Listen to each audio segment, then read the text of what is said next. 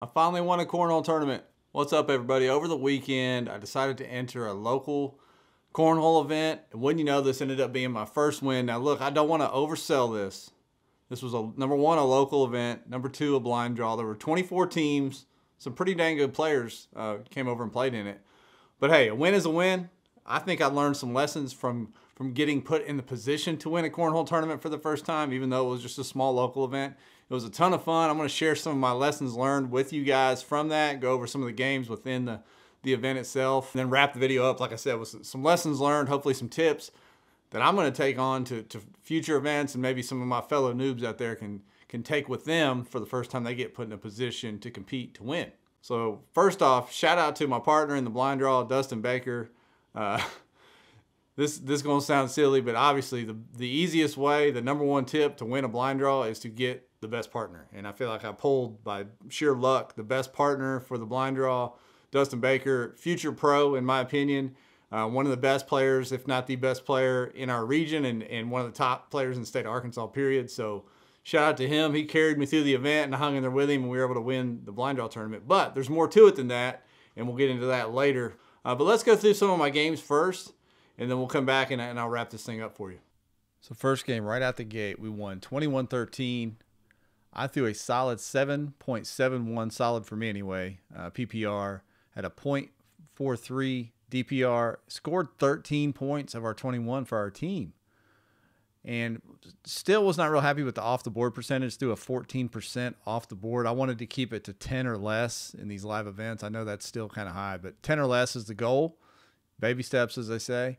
Around 14%. No four-baggers. Was in half the time, on 30% of the time, which ends up, like I said, coming out to that 7.71 PPR. Gave me confidence. On to game two. We won this one 21-6, kept that momentum going. I threw a solid for me, 7.8 PPR over 5 rounds. Dropped that off percentage to 5%. Was real happy with that. Still picked up 8 points for our team. My partner threw, way better than me. He's a better player than me. Picked up 13 points for our team against a pretty daggum good team. Still no four-baggers for me, but only off the board 5% of the time. A solid 8 points for our team. Was pretty happy with game two. Game three, we go 21-0. Only played 3 rounds. I threw a 8 even PPR. 0% off the board. 50% in, 50% on. So literally throwing 8 points per round for 3 straight rounds. But was real happy with that. Picked up 16 of our team's 21 points against, when my partner's wife was my opponent on my end. And she was a little bit hyped up, threw some off the back of the board, left some openings, and I just kind of stayed solid for 3 rounds and got our points, and we got out of there and on to the next round. So this one, we won 21-10, got a 4-game winning streak at this point. We only went 4 rounds. I threw 8.75 PPR, was real happy with that.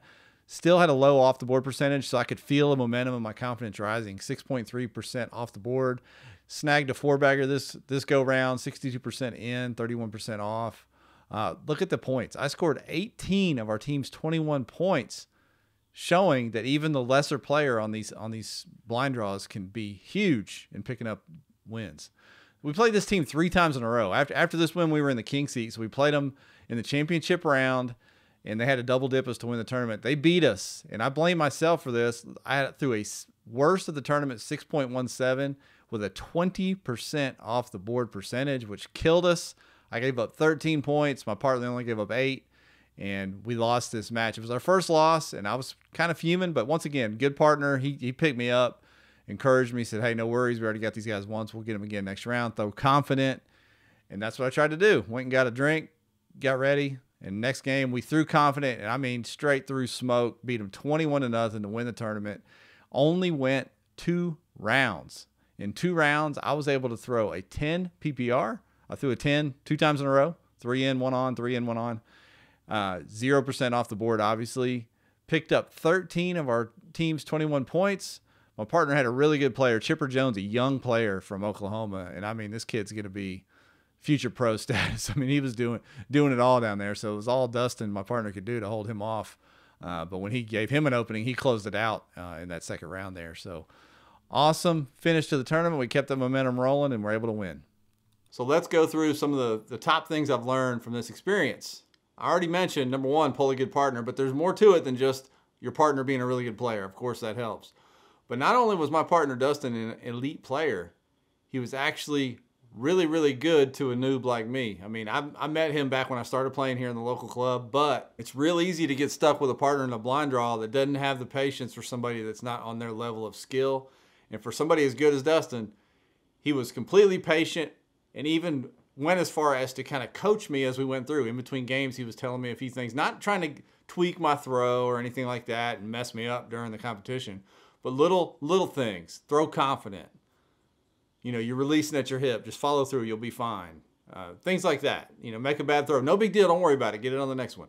Very, very encouraging. So whether your partner is an elite player or not, getting the right partner with the right kind of attitude in a blind draw situation especially is really going to help you. And I think that's something you can take with you as you choose a doubles partner to take you through the next season. Don't just look at skill level. Look at personality match and will they encourage you? Will you encourage them? Can you pick each other up as needed throughout an event? I think that is huge. Something else I learned is in team situations in Cornhole especially, and if you're in a blind draw like we were, and you're the lesser player, the lesser skilled player like me, number one, I accepted that fact, and that is don't be a hero. Don't try to be a hero. Don't try to match the throws that your partner's making, or even if you're against an opponent that maybe is a little bit better than you on your end of things.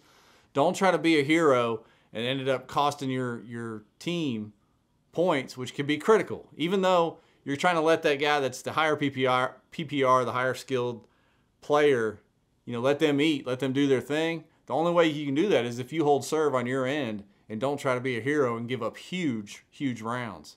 Not going for unnecessary air mails or roll shots if you're not good at it or whatever. Just staying in the hole, around the hole, on the board, huge. Hold serve on your end. Let your partner work down on theirs. Then also, to kind of tag on to that, you don't want to be a hero, but you also need to understand that you're more important than you think. Your partner, whether they're a pro or not, even the best have a bad round or two or a bad entire game. So if you can just stay consistent and limit the damage on your end and pick up points here and there, that's going to end up picking up your partner on the other end. You know, the team you're playing against may think they have you guys in a spot because the better player just threw a 7 or 8 or something, and then boom, here you come because you've been Mr. Consistent. Slide one extra bag in, you go 3 in instead of 2 in, and pull a 10, you know, out of the hat and pick up 2 or 3 points for your team. That's huge. So you're more important than you think, even if you're the lesser PPR or lesser DPR player. Something else I kind of learned from this little event is I felt a little more pressure being on a really good player's team than just being on somebody equal to me or less than me. When you get on that better elite players team or better players team, they kind of have an expectation to do well. So that makes me want to do well for them. I don't want to let them down. And having the wrong partner, going back to what I said at first, that can mess that whole thing up. Because if they have that attitude with you, like, hey, don't mess this up for me now, then that can even put more pressure on you. But unfortunately, my partner didn't do that. But just if you're a competitor yourself, you know, as soon as they pulled partners, I walked in. My wife actually came to this event. It was at a new restaurant, very cool place. First tap room in Arkansas. I don't know if anyone's ever been to a tap room, but a tap wall where you self-serve your own beer. Pretty cool place. But she was sitting inside, and I walked in after getting my partner. I said, "Hey, we're about to win this thing. I pulled a great partner. I just got to do my thing, and I think we can win it." And we ended up winning it. But that I put more pressure on myself learning that. So if you pull a good partner, you know, if you feel a little more tense, I think that's probably normal. But just relax, just throw, it's just cornhole, have fun. And last, you know, any sport, momentum is a real thing. And we won all the way till the final match. We lost our first match of what the other team had to double dip us or beat us twice in the finals. We lost our first match there, came back and won the tournament. But once we had one good match to start, and I actually threw better than my opponent, I felt that momentum, and I carried that all the way through to the end of the tournament. The second to last match, I kind of spit the bit a little bit, and that's how we lost one. But my partner picked me up once again, encouraged me, and boom, we closed it out in the final match. So momentum is real. It can go good or bad, so don't let it take you down the wrong path. But, man, it was cool. It was so fun to ride that momentum and stay in a tournament instead of going 1-2 or 2-2 and getting bounced. To stay in a tournament that long was a new experience for me. So much fun. Like I said, I don't want to oversell this. It was just a small local event. But hey, a win's a win. You can learn in winning and losing, but I just wanted to share some of the experience that I got from this weekend. Share it with you guys because I know you followed along with my noob journey. So one of my buddies said, hey, you got in a winner circle. You're not a noob anymore. But I still feel like a noob. I got a lot to learn.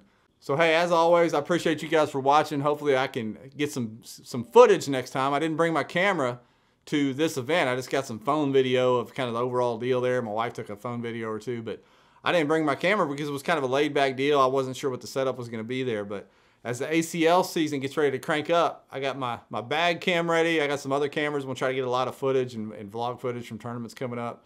Hey, I just appreciate everybody watching, and we'll see y'all soon.